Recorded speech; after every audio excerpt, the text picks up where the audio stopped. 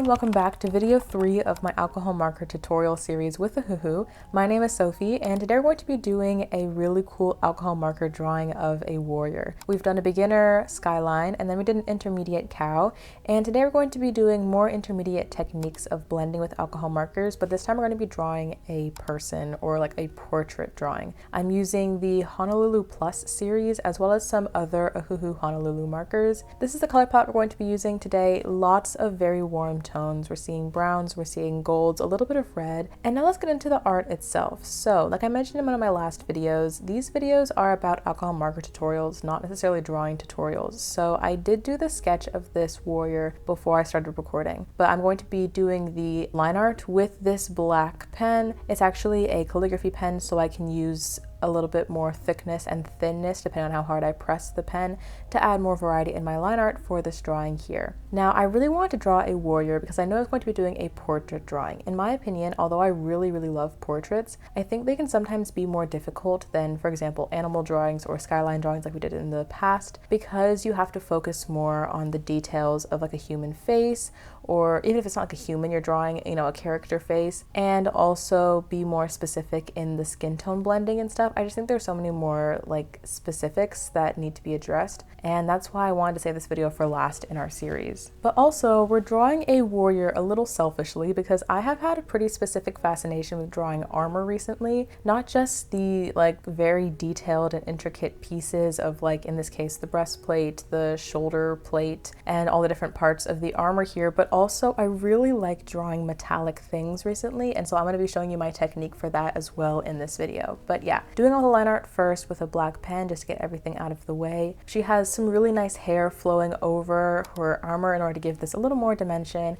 There's a sword behind her. And going into the facial features, I just did very simple shapes. I'm trying not to line art too much because a lot of the detail will come in with the coloring. So we're going to do very simple lines for her mouth, nose. I think the eyes have the most detail in the face, but besides that, a lot of the structure and detail in her actual body and face will come in with the coloring.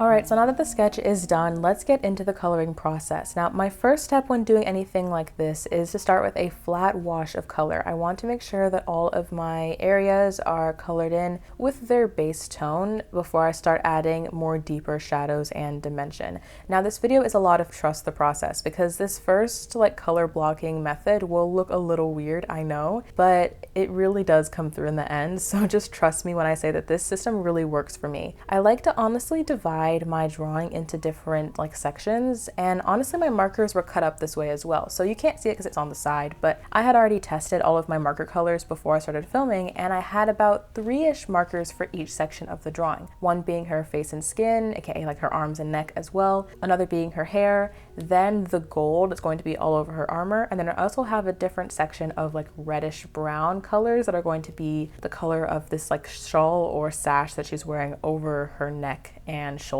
So because I had kind of in my mind divided this photo or drawing into 4 different sections, I started by color blocking in the lightest color in all 4 of those sections. So we have a light brown for her skin, a darker brown for her hair. I'm going to be going in with a reddish tone for her lips and shawl, and there'll be a yellow tone for the armor. Now, you might notice I'm already leaving these white gaps with my color blocking, and this is very intentional. Sometimes when you're looking at a photo reference, you see really strong highlights, like where the light is really hitting something slightly reflective, so much that it's not even that it's a light brown, like for example with the hair, it's a stark white. And so, although at the very end of this video, I'm going to go in with some white gel pen and add more pops of highlights, sometimes when I'm doing this flat color level, I like to also just leave gaps where the highlights would be. So in this case, I really wanted to emphasize highlights on the armor because obviously armor is metal, metal is shiny, and there are going to be a lot of really harsh highlights, aka places where I want to leave stark white paper. So I'm leaving a lot of gaps in the armor, but I decided to do the same thing with the hair as well. I'm assuming that this warrior has very healthy, shiny hair, and it's also a stylistic choice to add these highlights in the hair as well. You might see this a lot in like anime artists and cartoon artists and stuff like that. Maybe not the most realistic ever technique, but I do like to add those highlights kind of where her bangs overlap her forehead and going towards the back of the head, as if there was a light source from the top that is shining and highlighting this part of her hair. When you're thinking about where to add the highlights, I always want to think about, again, where that light source is. In this case, it's almost like it's right above her and facing towards her forehead. But also, I totally recommend looking up inspiration pictures and basing your highlights and shadows off of those pictures. This did not come completely from my head. I definitely used a couple of different photos that I'd found on Pinterest to inspire where I wanted to put the shadows and highlights here. So if you're ever stuck about that, definitely look up some ideas, or even just like reference it in your own like area where you're drawing. Like hold up something in the air and see how the light hits it where the shadows are, and kind of emulate those same places in your own art. Now, I told you that this video is going to be very trust the process, and it's because at the beginning it looks a little weird. The flat color looks a little weird, I know, but I think it's so satisfying to watch a video on, like in this case, 6.5 times speed and see how the shadows and depth really just come to life and bring this drawing to a whole new level. I said a couple minutes ago that for each color in this drawing, I had about 3 different shades of the same color, which means that, for example, with the reddish shawl that she's wearing, I had the base reddish color that I used for the color blocking, but I also have 2 more darker markers in the same reddish hue, but with darker value to add those shadows in. And so now on this shadowing step, I will just go back with different markers, starting with that original color to add another layer of it, and then going with the darker markers as well to add shadows where the fabric would fold over each other, or where there would be a shadow from the hair that is covering it or something like that. Same thing goes for the hair itself. It's harder to see because the color brown is quite dark, but I tried to add more shadows behind the ears and behind the neck, whereas the top of her hair and the strands that are coming down over her breastplate are very light brown and highlighted.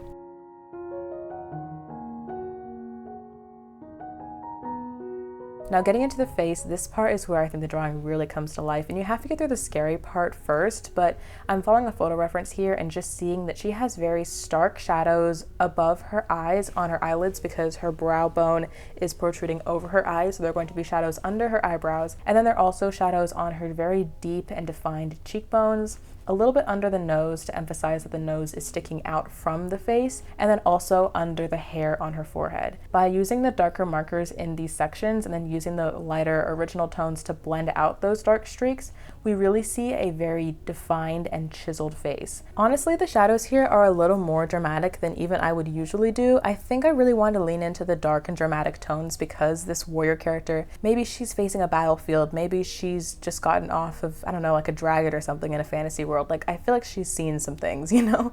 And so I wanted to give her a very stern, serious, dramatic look. Her cheekbones are more defined than usual. Her eyebrows are very dark and pointy because of this look that I'm trying to emulate. If you want more of a lighter vibe, maybe don't go so dark on the shadows, but I think it's really satisfying to look at, so I do appreciate going dark on them. And I think my favorite part of the entire video was the armor. So we start out with this very light yellow color, but you can just see the contrast between the breastplate and the shoulder plate by using these warmer orangey gold tones and adding those deeper shadows and shiny bits. This yellowy gold turns into a full 3D, really cool piece of armor. Not trying to toot my own horn here, but I think it looked really nice. I was basically just adding shadows where the metal would be overlapping each other and adding darkness, and also towards the edges where her arms would kind of cover as the armor goes towards her back. Towards the middle and front and over her breasts, we see more highlights, more lighter colors, because that's where the light would be hitting it. Again, if our light source is kind of above her forehead,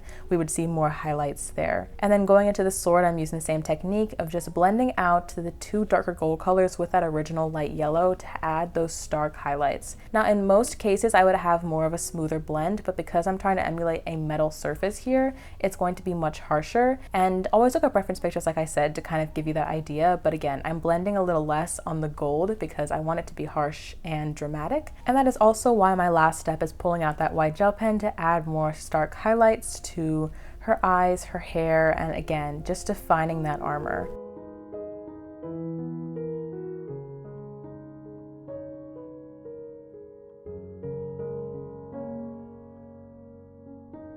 Overall, this drawing I think is way better than when we started with that flat color. I told you it was a trust the process moment, and I really hope that you did. Now, this finished product may look a little intimidating to you if you are new to alcohol markers or are not used to drawing portraits, but I wanted to show you something more intermediate to advanced to show you the techniques that I use often with alcohol markers that you can apply to your own art. Whatever it is you're drawing, I hope that these tips that I talked about today were helpful. And as always, the Ohuhu stationery that I used in this video, including their Honolulu Plus set, will be linked in the description box below. If you want to follow me on my channel, Mingo Studio, my name is Sophie. I would love to see you over there. And don't forget to subscribe to Ohuhu as well. Thanks so much for joining me with this alcohol video series, and I will see you guys soon in the next one.